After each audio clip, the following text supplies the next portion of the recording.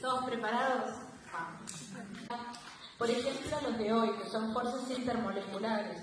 Eso ustedes lo vieron en el CBC y nosotros no nos vamos a dedicar mucho. Por lo tanto, revisen lo que ya tienen. Y otra de las cosas que deberían revisar es nomenclatura. Toda la materia. ¿Qué estado tenemos? 3. Hasta ahora, sólido, líquido y gas. Eso es muy simple. ¿Se ve o está muy luminoso todavía? ¿Ven? Porque habría que bajar las cortinas del fondo. Bueno, ¿qué tenemos acá? Los pasajes. Yo tengo un líquido. Si entrego calor, lo puedo pasar a la fase vapor. Si quito calor, lo puedo pasar a la fase sólida. ¿Qué nos pasó? Gracias. Ella es Mónica, nuestra secretaria, y también mírenla porque la van a ver todos los días cuando necesiten algún problema. Entonces, yo puedo pasar de un estado a otro en función de entregar calor o quitar calor. Y tengo procesos endotérmicos y procesos exotérmicos. En general, todos los alumnos, todos los años que les he preguntado, saben qué es endotérmico y exotérmico. Algunos de ustedes también. ¿Qué significa un proceso endotérmico? Aquel que toma calor del medio ambiente, y el exotérmico aquel que libera calor. ¿Sí? Eso no tiene mucha historia. Entonces vamos a empezar con los gases. Recuerden que todo esto es un repaso. Hay poca cosa nueva en este teórico de hoy. El del miércoles hay mucha cosa nueva. Gases. Bien. Acá tenemos la tabla periódica y llegan a ver en celeste hidrógeno, oxígeno, flúor, cloro, los gases nobles.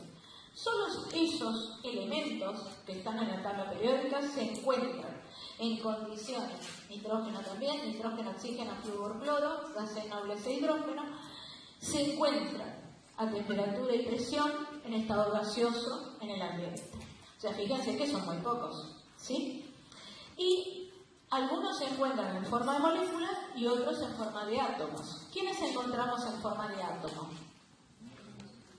Los gases nobles, y los otros están como moléculas diatómicas o triatómicas, en el caso de los óxidos, en lo que se pensaba. ¿Sí? Acá tenemos algunos de los ejemplos de gases, o sea, combinaciones de esos elementos, para formar gases en el medio ambiente y las distintas propiedades. Y una de las cosas que ustedes tienen que refrescar desde el CBC es cuál es la ecuación madre que representa a las funciones de los gases. La ecuación que más deben conocer para gases es la ecuación de los gases ideales. Presión por volumen igual al número de moles por la constante de los gases, denominada R, por la temperatura en grados Kelvin. Y esa ecuación de los gases ideales proviene de las leyes de los gases, como la ley de Boyle, la ley de Chapel, la ley de Avogadro, la ley de Gay-Lussac. Este valor de la constante R corresponde a determinadas condiciones que se llaman condiciones normales de presión y temperatura. Y es la temperatura de 273 grados Kelvin, el volumen de 22,4 litros correspondiente a un mol y a una atmósfera de presión. ¿Sí? Esa R ustedes la van a trabajar y la van a usar un montón. O sea que es una constante que yo les diría que la anoten en el fondo de la tapa del cuaderno para recordarla, porque la van a usar mucho. Y esta ecuación representa a los gases ideales. Para explicar cómo se llega a esta ecuación, se plantea una teoría, y es la teoría cinética molecular. Esta teoría cinético-molecular, como su nombre lo indica, es una teoría. Y se realizaron determinados postulados para poder justificar la ecuación posterior. El primer postulado dice que el volumen de las moléculas, supónganse que está chocando un oxígeno con otro oxígeno, es despreciable comparado con el volumen total del gas. O sea, va a haber un volumen determinado, pero no voy a considerar el volumen de las moléculas o de las partículas. Las moléculas se mueven en forma azarosa, ¿sí? No tienen una dirección determinada. Las fuerzas intermoleculares, ya sea de repulsión o de atracción, son débiles o nulas, ¿sí? O sea, no estoy pensando en que existan fuerzas intermoleculares, salvo la colisión entre una molécula y otra, y vuelve a salir las dos moléculas después de que colisionaron con la misma energía. Esto que le estaba diciendo sería lo anterior, o sea, los choques son elásticos, las colisiones son elásticas, no se consume energía en ese choque. Y por último, la energía cinética, o sea, la energía del movimiento de estas partículas, es un promedio de esas energías y es proporcional a la temperatura. A mayor temperatura, mayor movimiento. ¿Sí? Entonces, esos 5 postulados de la teoría cinética molecular son los que justifican la ecuación de los gases ideales proveniente de las leyes de los gases realizadas por Boyle, Gay-Lussac, Avogadro, ¿sí? Entre todos ellos.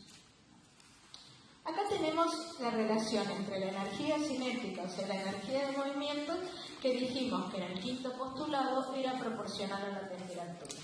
Y esa proporción a la temperatura termina siendo, en vez de una proporción, ya le pongo una determinada masa y una velocidad. O sea, esa energía cinética está relacionada con la masa y con la velocidad. Y a su vez está relacionada con una constante y con la temperatura. También la velocidad de movimiento de esas partículas o de esas moléculas está relacionada a su masa relativa o a su masa o a su peso molecular, ¿sí? O a su masa molecular. Y está relacionada en función inversa. Cuanto más pesa, menos veloz es, ¿sí? O es menos veloz cuanto más pesa. Es una relación inversa, pero a su vez está relacionada con la raíz cuadrada. Esto de acá es una raíz cuadrada, ¿ven? Entonces, esa ley que relaciona la velocidad con la masa molecular es la ley de Graham.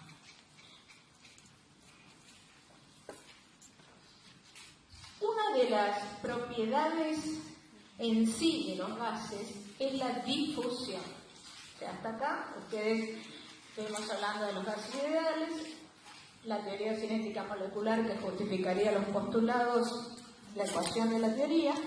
Vimos que el movimiento de esas partículas está relacionado con la temperatura y a su vez está relacionado a su masa molecular. Y esa relación con su masa molecular me permite definir dos propiedades. Una es la difusión, que es esta, ¿sí? Entonces yo tengo una partícula, en forma azarosa se mueve y pasa de un ambiente a otro. Difunde. No es que en el otro ambiente yo tengo un vacío o tengo alguna condición especial. Simplemente se mueve azarosamente de un lado al otro. Y está relacionada, obviamente, ese movimiento con el tamaño que tiene, ¿sí? Con la masa molecular que tiene. Cuando le pongo alguna condición, como que se va a mover ahora hacia un espacio que se encuentra en el vacío, esa propiedad que antes era la difusión, ahora se llama efusión. Entonces, le pongo el gas en un recipiente, en el otro lado hago vacío, ¿sí? Y tiene acá un orificio chiquitito. Quiere decir que todas estas moléculas de gas o partículas tienen que pasar por este orificio, porque todo lo demás está cerrado.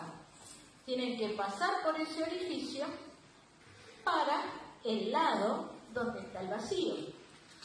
Entonces acá, para la efusión, depende obviamente de la velocidad con la cual se muevan estas partículas inversamente a su masa relativa, Pero también depende del tamaño de ese orificio, porque si es muy pequeño y las partículas son muy grandes, no va a lograr atravesar.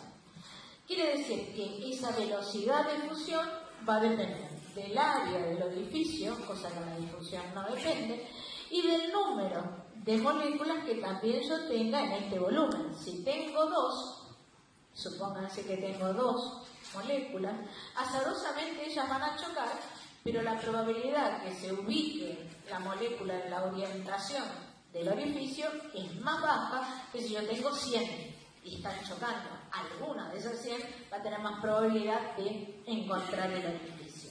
Esas serían las dos propiedades que nosotros pretendemos que ustedes sepan de los gases.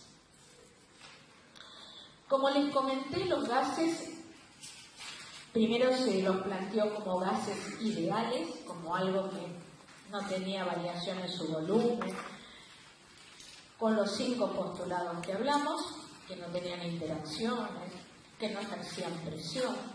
Y después se fue viendo que no todos los gases cumplían con esa ley, que es P por B igual a nRT. Y entonces aparecen los gases reales.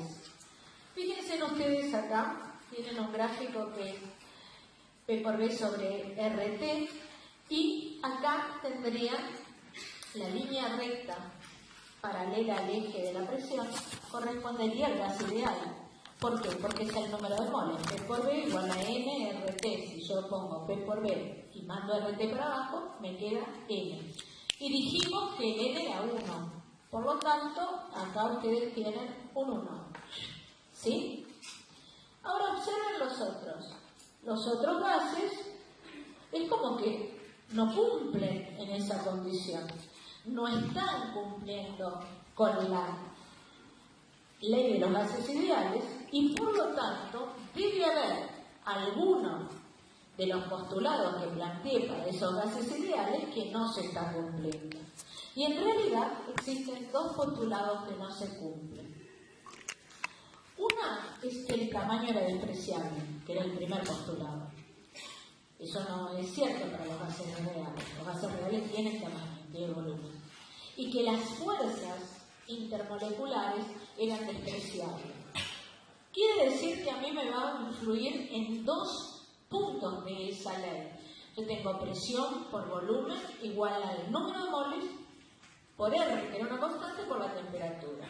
¿En qué dos variables me influyen estos dos postulados? En el volumen, que yo antes lo consideraba despreciable de las partículas, ¿sí? Solo consideraba el volumen de recipiente que lo contenía, y la presión ahora también se pone en juego, ¿sí? Entonces, los gases ideales son muy pocos en la naturaleza, la mayoría son gases reales, pero cuanto más cercanos en presión a uno están, más pueden cumplir con la ley de los gases ideales. Las modificaciones que se hacen es con la presión y con el volumen, con respecto a la ley de los gases ideales, y terminan teniendo esta ecuación, que es la ecuación de Van der Waals, que representa a los gases reales. Como ven, acá sumamos un término a presión, restamos un término a volumen y nos queda esta relación. Acá tienen algunos parámetros de SA y de CB, solamente es informativo para que ustedes tengan una idea que no solo están los gases ideales, sino los gases reales y que no cumplen con los postulados, con los 5 postulados que permitían expresar lo que era un gas ideal.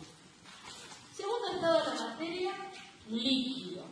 Bien, entonces para los líquidos yo tengo, para cualquiera, en realidad tengo que pensar en dos fuerzas. Las fuerzas intra, que son las propias, internas entre átomo y átomo, ion y ion, y las voy a tener representadas, esas fuerzas intramoleculares, en sus enlaces iónicos, covalentes o metálicos. ¿Sí? Mientras que su vez, tengo las fuerzas intermoleculares y esas fuerzas intermoleculares van a estar dadas principalmente por las fuerzas de Van der Waals, esas fuerzas de dispersión que están englobadas, la dipolo-dipolo, la de ion inducido, la de dispersión y el ejemplo típico propio del puente de hidrógeno. Muy importante para la explicación de muchas cosas en biología. Entonces, ¿cómo son esas fuerzas? ¿Cómo son las fuerzas inter y las fuerzas intra? Las fuerzas intramoleculares son más fuertes. Es mucho más difícil desarmar, desestructurar la molécula de agua en sus iones que romper la unión de puente de hidrógeno que existe entre una molécula y otra. ¿Sí? Entonces, lo que tienen acá ustedes son valores. Las fuerzas intramoleculares, por ejemplo, para romper el oxidrilo del protón, o sea, la molécula de agua en dos, yo necesitaría 930 kilojoules. Mientras que para romper un puente de hidrógeno, o sea, esa unión que me mantiene las moléculas de agua unidas en líquido y posteriormente romperle y que pasen a la fase vapor, solamente necesito 41 kilojoules, o sea, muchísimo menos. O sea, simplemente lo que les quiere decir esto es que las fuerzas intramoleculares son mucho mayores que las intermoleculares. Y esas fuerzas intermoleculares me permiten explicar algunas de las propiedades físicas que tienen principalmente los líquidos. Dentro de esas fuerzas intermoleculares, ustedes las conocen todas y ya las vieron en el CBC, que son las fuerzas ion-dipolo, ¿sí? Las fuerzas de Van der Waals, que tenemos la dipolo-dipolo, la dipolo-dipolo inducido, y las fuerzas de dispersión o fuerzas de Lomb. Acá tenemos la ion-dipolo. Si yo tuviese un catión sodio y un anión cloro colocados en agua, se van a rodear por la parte más densa negativa del agua, orientada hacia la positiva, y en este caso la parte con la densidad más positiva orientada hacia el ion negativo. ¿Sí? Tengo un ion y un dipolo que se orienta.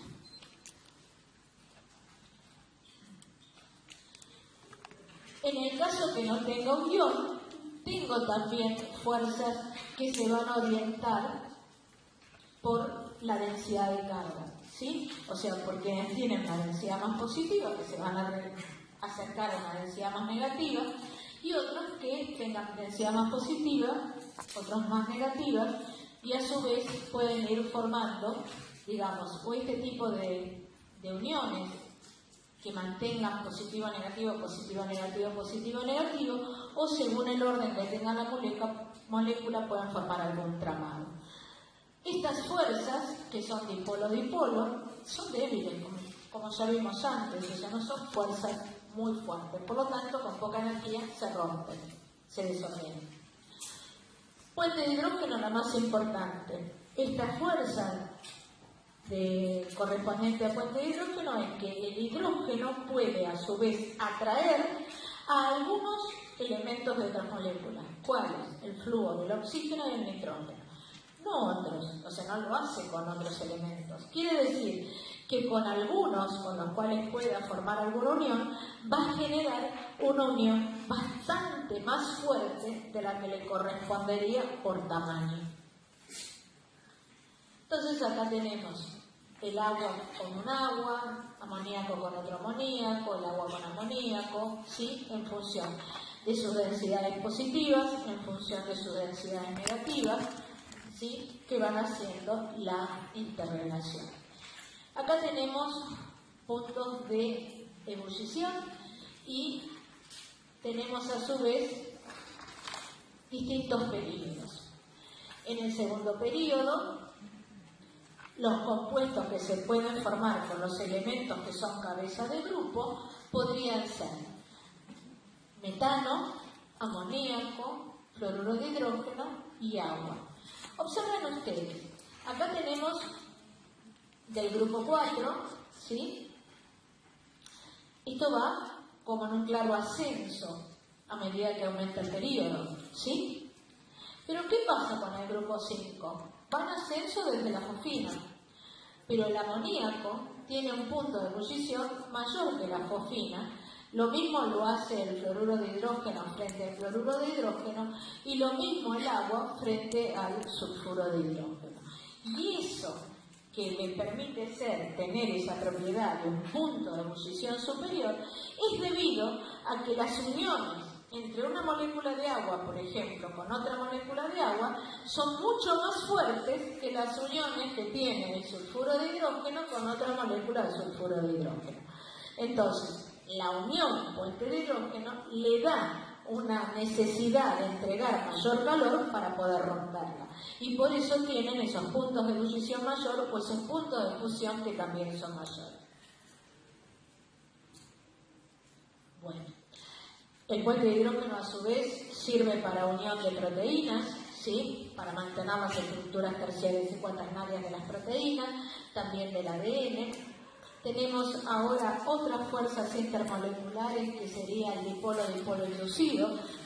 Son dos moléculas que no tienen una gran capacidad de tener zonas negativas y zonas positivas, pero cuando se acercan una a otra, logran como atraer una zona más negativa y dejar una zona más positiva.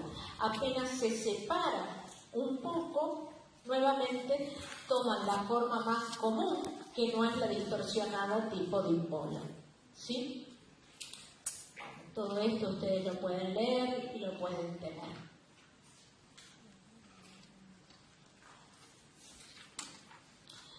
Dentro de las propiedades que nos interesan para los líquidos son tres. Una es la viscosidad, ¿sí? Que es esta que tenemos acá. Entonces, decimos que la velocidad es una resistencia de los líquidos a fluir. Y eso, si ustedes se ponen a pensar en el agua, ¿sí? Y otro compuesto que podría ser acetona, etanol, quizás uno visualmente no lo nota tanto, pero el agua es más viscosa que la acetona. La acetona está por acá. Como no se ve bien la diapositiva, está difícil. ¿La llegan a ver qué es esta? Entonces, fíjense que la acetona es menos viscosa, fluiría más velozmente que lo que es el agua. ¿Y por qué el agua no fluye siendo el agua una molécula más chica que la acetona? La acetona es una molécula de 3 carbonos, ¿sí? Más grande, porque tiene los puentes de hidrógeno. Entonces, el puente de hidrógeno hace como que el agua pareciera una molécula mucho mayor de lo que es. Entonces, por lo tanto, tiene una propiedad como la viscosidad mayor que la que le correspondería por sí misma, por su tamaño. La otra propiedad que nos interesa estudiar es la tensión superficial. Nosotros tenemos acá un vaso de precipitados, tenemos el agua y en el interior del agua las fuerzas de interacción se irradian para todos los lugares, ¿sí? Tengo el agua aquí, va para allá, para abajo, para arriba, para todos lados. En la parte de la superficie, obviamente, se va a irradiar sobre la superficie y para abajo. Cuando se coloca algo sobre ese líquido, el líquido ejerce resistencia. Y eso se llama tensión superficial. El agua ejerce mucha resistencia porque está muy unida por los puentes de hidrógeno. Como consecuencia, ustedes pueden poner algún elemento como un alfiler, o se puede depositar un mosquito, o no sé, una langosta, supónganse, sobre el agua y ustedes ven que no se hunde. ¿Sí? Si eso mismo lo hiciesen con alcohol, el alcohol lo tiraría hacia el fondo, ¿sí? Porque no tiene tanta tensión superficial. Y la tensión superficial va a depender de dos cosas: de la fuerza de adhesión que tiene el líquido y de la fuerza de cohesión que tiene el líquido. La fuerza de cohesión es la fuerza de atracción entre un agua con otra molécula de agua, ¿sí? Entonces, ella se va a unir o no en función de esa fuerza de cohesión. Y la de adhesión va a ser el agua con otro compuesto, con otro componente, como puede ser el vidrio. Si ustedes miran lo que tienen acá, ¿sí?, que es el menisco correspondiente a poner mercurio y tener un capilar con agua. ¿Qué podrían ver si ustedes tienen mercurio? El mercurio es un líquido. ¿Cómo es el mercurio? Tiene una fuerza de atracción muy grande entre sí. Por lo tanto, todas se unen y forman un menisco de este tipo. No logran mojar las paredes en donde lo contienen. El agua, sin embargo, tiene más fuerza de adhesión que de cohesión. Entonces, él logra mojar la pared que lo contiene y su menisco es inverso al del mercurio. Entonces, esas dos fuerzas son propias de los líquidos y ayudan a la definición y a entender lo que es la tensión superficial. Bueno, esto lo ven ustedes solos. Y la tercera propiedad es la presión de vapor. ¿Sí? La presión de vapor, que es la presión que van a ejercer las moléculas del líquido que pasan a la fase vapor. ¿Sí? Yo tengo agua, caliento, y hay moléculas de agua que estaban en estado líquido que pasan a la fase vapor. Esas moléculas ejercen presión sobre el líquido y eso se llama presión de vapor. Esa presión de vapor llega un momento en que se estabiliza y va a depender de la temperatura, porque cuanto más temperatura tengo, más energía cinética tengo, mayor cantidad de moléculas pueden chocar en el líquido y salir hacia la fase de vapor y ejercer mayor presión de vapor. ¿Sí? Entonces acá tienen presión de vapor en función de la temperatura. Fíjense en ustedes para una determinada temperatura. Vamos a 60 grados. Acá tenemos etanol y benceno, como ustedes pueden ver. El etanol y el benceno tienen más presión de vapor que el agua. Como lo vimos antes en las otras propiedades, también tenía menos viscosidad que el agua, tienen menos tensión superficial que el agua. ¿Por qué? Porque el agua tiene esa fuerza intermolecular tan potente como el puente de hidrógeno, que no le permite salir a las moléculas de agua fácilmente. ¿Sí? Cuando uno lo representa, esta presión en función de la temperatura, como el logaritmo de la presión en función de la inversa de la temperatura, va a poder obtener líneas rectas y dentro de la pendiente de esas rectas le va a permitir calcular cuánto es el calor que debo entregar para poder pasar el líquido a la fase vapor. ¿Sí? Y por último, para la clase de hoy, vamos a ver sólidos, o sea, el otro estado. Y dentro de los sólidos, ustedes tienen 4 tipos de sólidos: moleculares, metálicos, iónicos y covalentes. ¿Y quién va a ser la unidad estructural de ese sólido? Si el sólido es molecular, van a ser o moléculas, ¿sí?, o átomos. En el caso de los sólidos metálicos, van a ser átomos de características metálicas. En el caso de los iónicos, de los sólidos iónicos, la unidad estructural van a ser los iones.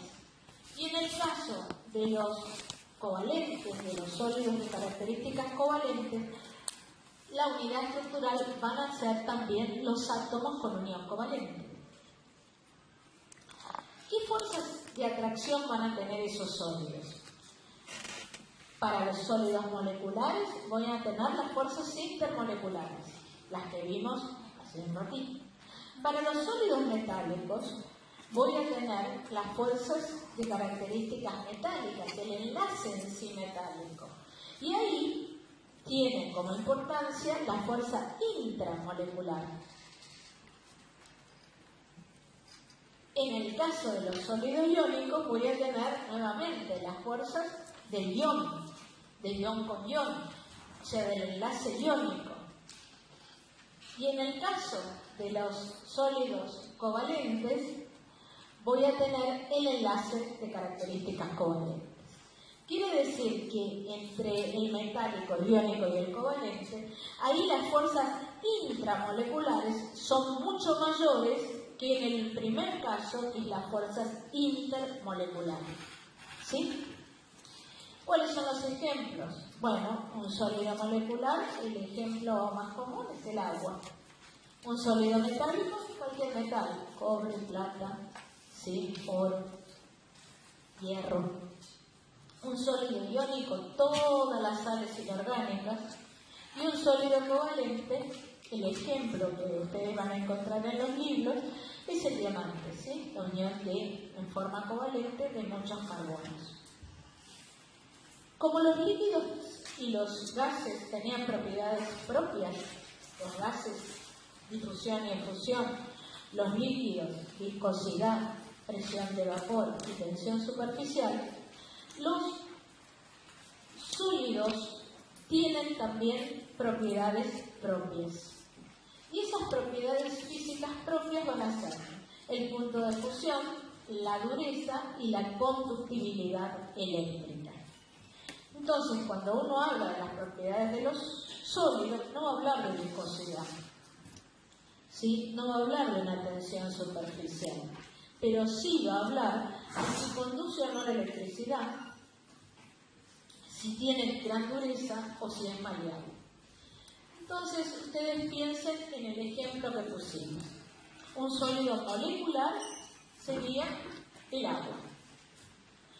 Dijimos que sus puntos de fusión eran altos cuando los comparábamos entre sí, pero si yo ahora estoy comparando fuerzas inter con fuerzas intra, va a ser un punto de fusión bajo en relación a los otros, porque habíamos dicho que las inter eran más débiles que las intra. Ahora, ¿es fácil de romper un cubito de hielo? Sí. Por lo tanto, es blando y es quebradizo. ¿Y el agua conduce la corriente eléctrica? No. El agua no conduce la corriente eléctrica, sí conduce la corriente cuando tiene iones. ¿Sí? Pero el agua en sí, no. Vamos a los sólidos metálicos. Bueno, ahí lo que es la fuerza va a depender de ese enlace metálico y del metal en sí. Ustedes tienen metales que pueden doblar, como el estaño, y tienen metales que no lo pueden doblar. El cobre lo pueden doblar, pero el hierro, a mano, así fácil, no tiene, digamos, facilidad de enlace. Entonces, acá todo es variable. Lo que sí es seguro es que los metales conducen corriente eléctrica. Todos los cables de electricidad están con cobre, porque conducen la corriente eléctrica. Los sólidos iónicos. Vamos al ejemplo más clásico, cloruro de sodio. Si ustedes tienen la sal, ¿sí? En un sobrecito, cloruro de sodio. Ustedes la ponen a 100 grados en una capsulita y no logran pasarla del estado sólido al estado gaseoso. Necesita mucha más temperatura, porque estamos hablando de una fuerza intra. Por lo tanto, tengo que dar mucho más calor. Su punto de fusión va a ser alto o muy alto. Y como los sólidos suelen tener formas, es bastante fácil romperlos, ¿sí? O sea, se pueden quebrar fácilmente. Eso no significa que sean blandos, ¿sí? Sino o duros. Blandos o duros significa si yo lo puedo cambiar la forma. Ahora, una cosa es yo le doy un golpe y lo parto, lo quiebro, y otra cosa es que le doy un golpe y no lo quiebro. ¿Qué pasa con los iones? Los iones per se no conducen la corriente eléctrica en sólido. Ustedes tienen la sal, ustedes la tocan, no se quedan electrificados, ¿no es cierto? Bueno, entonces no conducen. Ahora, cuando está mojada, digamos, cuando está en una solución, ahí sí conducen la corriente eléctrica, ¿sí? Por último, los sólidos covalentes tienen un alto punto de fusión. Son sumamente duros, ya que el ejemplo era el diamante, y usualmente no conducen la corriente eléctrica. Entonces, tienen sólidos, líquidos y gases características diferenciadas. Los gases carecen de forma, los líquidos carecen de forma definida, los sólidos tienen forma. Son compresibles, yo puedo aumentar la presión y los comprimo, cambio su volumen. De los líquidos son menos, realmente bastante más difícil, y los sólidos no son compresibles. La densidad es baja para los gases, alta densidad para los líquidos, y suelen tener mayor densidad los sólidos que los líquidos, salvo en el caso del hielo, que el sólido del agua tiene menor densidad que el líquido, por eso flota, ¿sí? La figura potente que les puse al principio. ¿Qué pasa con la difusión? Obviamente los gases difunden, los líquidos muy lentamente y los sólidos lentísimamente. Y el orden o el desorden, los gases son muy desordenados, los líquidos son menos ordenados y los sólidos son sumamente ordenados. Hasta acá llegamos. La clase que viene vamos a ver agua y formación de soluciones. Los que me quieran preguntar, yo voy a dejar